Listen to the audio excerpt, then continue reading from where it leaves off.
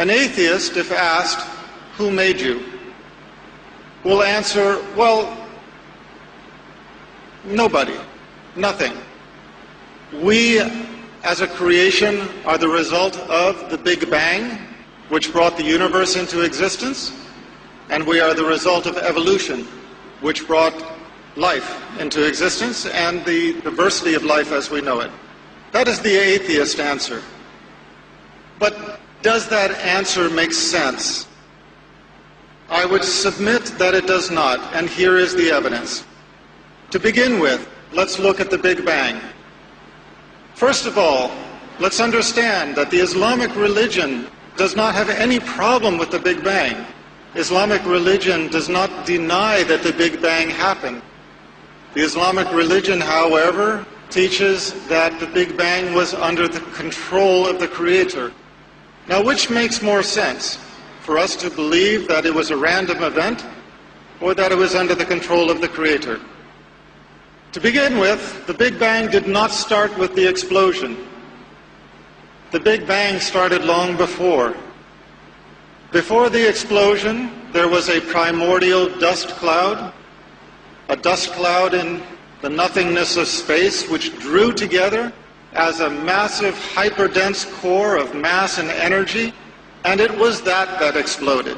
So, where did this dust cloud come from? Where did the primordial dust, where did the energy come from for this explosion? If there is one thing we know from science, it is that we do not get something from nothing. In the explosion, it was the greatest explosion in the history of our universe. It blew everything outward to the universe as we have it today, which is expanding as we know it. And yet we are to believe that this supposedly random event resulted in the perfection of the universe as we know it, whereas any other explosion results in destruction and chaos. We are to believe that the Big Bang resulted in the perfection of the universe as we know it. This is an example where science contradicts science. What do I mean by that? If you are going to explain the universe on the basis of science, you cannot have science contradicting the science that explains the existence of the universe. In science, there is a general principle called entropy. Entropy is the principle that unless there is a greater control over a process, the process tends to chaos. Now let's put it into real-world terms.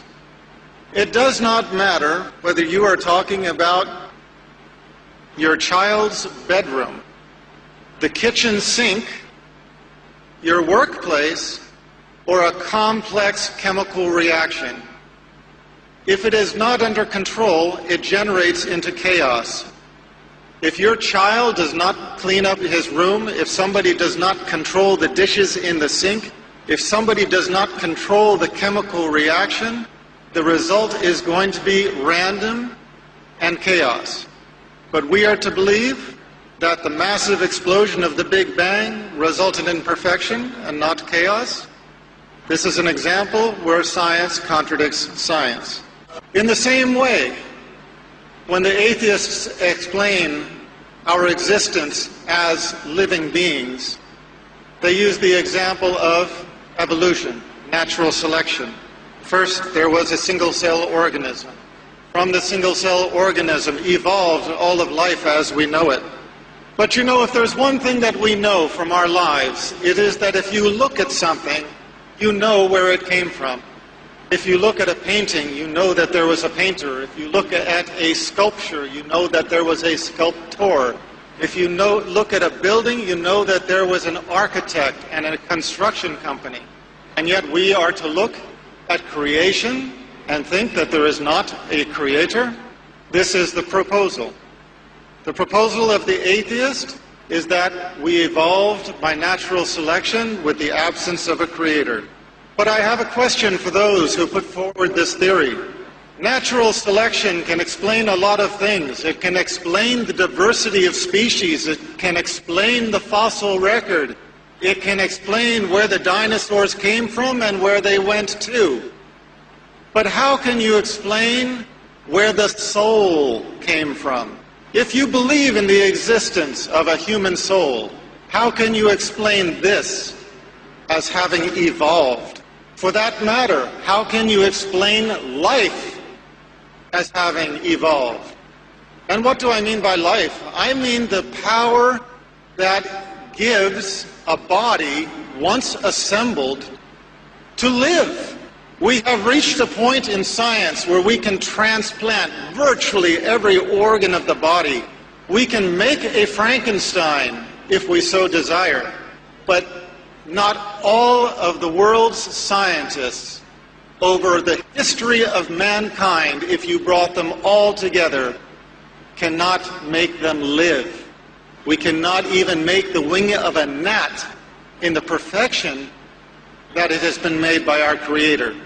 And we cannot give a body life. That is why, once dead, medicine is not able to revive a dead person, even when their organs are still functioning. So, the explanation that we developed from natural selection is another example where science contradicts science. We have the example of millions of years of evolution or natural selection, and the proposal is that everything in our existence, if we don't have some control over it to keep it in order, everything degenerates into chaos. Except for the Big Bang and except for evolution. Those two things, just by themselves, they tended toward perfection. Well, there are some people who accept that explanation, but I submit to you that it is not of those who are enlightened, it is not of those who have open minds or open hearts who accept that explanation. The Arabs have a story that they like to tell. A Bedouin is traveling in the desert. He comes upon an oasis, and in the oasis there is a perfect palace. Now, there are no building materials around. He finds another nomad and he asks him, "Where did this palace come from?" And the nomad said, "Oh, subhanallah, glory to be our Creator, you would not believe where it came from. First, the wind blew so hard that it shaped the rocks into perfect cubes with square edges. And it tumbled the rocks over the desert until they all fell together in the shape of this palace, in perfect assortment. And then the wind blew the dust with some, hairs and fibers from the trees into the cracks and brought the rain, and that made the cement that cemented it all together. And then lightning strikes blasted the sand into sheets of glass and blew the sheets of glass into the windows. And then the elements took wood from the far corners of the earth and shaped it with the wind and the different force of the elements into furniture and into window trim and doors. And tornadoes and hurricanes carry it here and drop the doors into the door places, drop the windows and made the window frames, tumbled the furniture into the rooms. These strong winds took the fibers out of the backs of our sheep, wove them together into tapestries and carpets, and coated the floors with it. And all of this happened just in this one place on earth to make this perfect palace. When we begin thinking about it, we cannot help but roll our eyes and realize, come on, this guy is crazy. This is impossible. And yet what we are told to believe is that the Big Bang and natural selection, through the two most climactic events in the history of creation, accomplished something even greater than this.